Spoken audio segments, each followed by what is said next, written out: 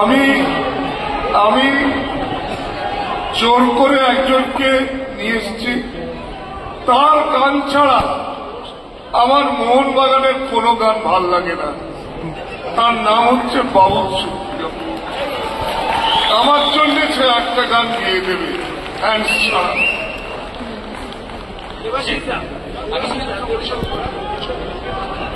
পরে গাইবে, আচ্ছা পরে গাইবে।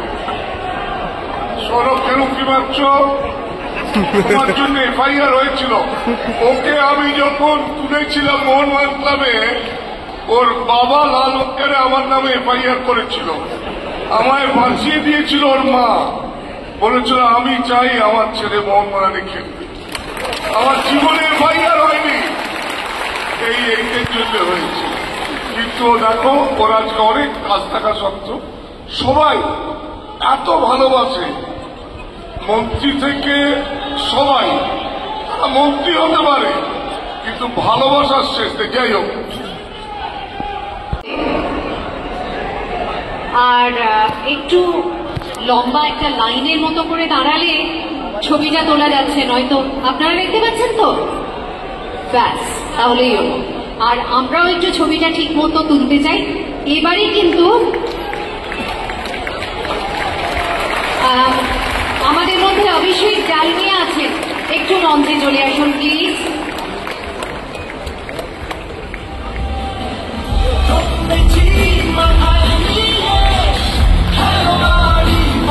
এবারে দাঁড়িয়ে আছেন, সকলের হাতে মোবাইল, তা সত্ত্বেও যদি সম্ভব হয় একটা হাততালির রোল তুলুন না।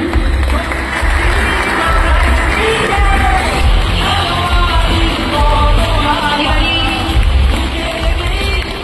আসল কাজ, মোহনবাগান রত্ন, এবং এটি দিচ্ছেন আমাদের প্রেসিডেন্ট এবং জেনারেল সেক্রেটারি দেবাশিস দত্ত, সৃঞ্জয় বসু।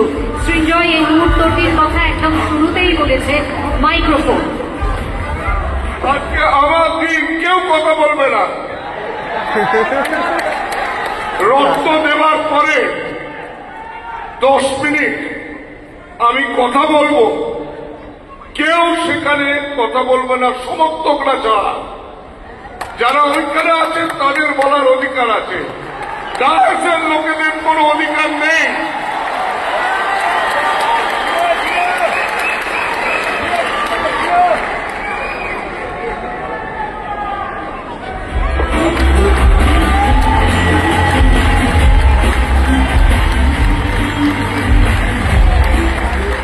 এবারে যেন ডায়াস থেকে কথা না বল।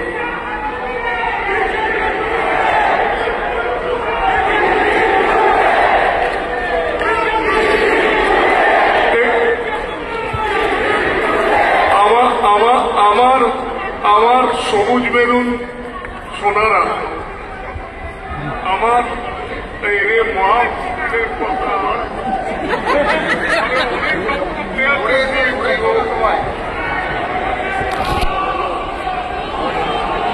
এবারে বলতে দে। আচ্ছা, তোরাও একটু শোন ভাই।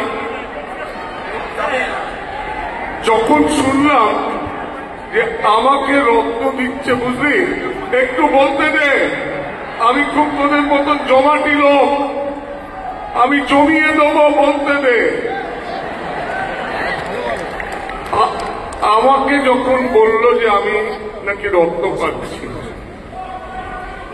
সাংবাদিকরা আমাকে প্রশ্ন করছে, পরের পর প্রশ্ন করছে যে আপনার কিরম লাগছে।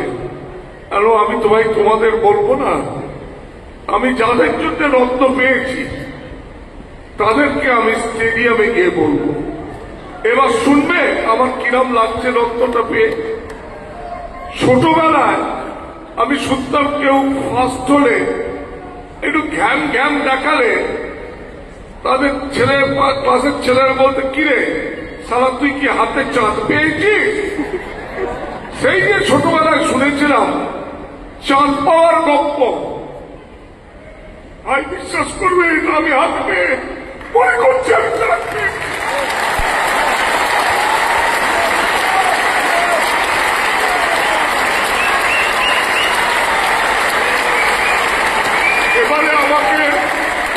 এবারে আমাকে আমাকে প্রাণে দুটো কথা বলতে দাও। ইতিহাসে টুটুদার কথা কেন লেখা থাকবে এটা আমি 10 মিনিটে বলে দেবো। টাকা অনেকে খরচা করতে পারে, টাকাটা কোনো ব্যাপার নয়, টাকা দেখানোটা অপরাধ আমি মনে করি। এখানে যারা সভ্য আছেন, যাদের ভেতর যদি এই 50-60 বছর বয়স্ক সভ্যরা থাকে, তারা হয়তো জানেন যে মোহনবাগান সভ্যদের ভোটাধিকার ছিল না, তারা ভোট দিতে পারত না। তাদের ব্যালট পেপার পোস্টাল ব্যালটে চলে যেত পোস্ট অফিসে, আর যে পাড়ার পোস্ট অফিস সে পাড়ার দাদারা সেটা তুলে নিত, নিয়ে বিক্রি করে দিত। এই ছিল মোহনবাগান ক্লাবের অবস্থা। আমি যখন